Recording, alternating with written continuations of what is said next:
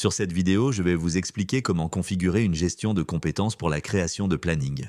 Merci d'ailleurs à la cadre eBod qui m'a permis de voir que cela était déjà possible sur le logiciel. Pourquoi ajouter des compétences spécifiques? Je parle de mon point de vue d'infirmière anesthésiste et ce que je vois au quotidien dans mon secteur d'activité, mais je suis sûr que cela pourra servir à de nombreuses personnes. En tant qu'infirmière anesthésiste, nous ne sommes pas tous très à l'aise avec la petite pédiatrie, donc certains sont référents pédiatrie.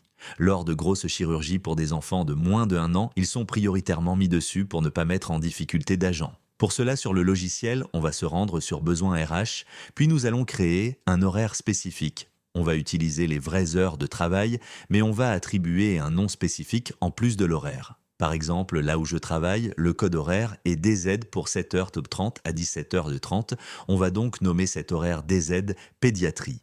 Cet horaire sera un horaire en plus du DZ existant dans mon service.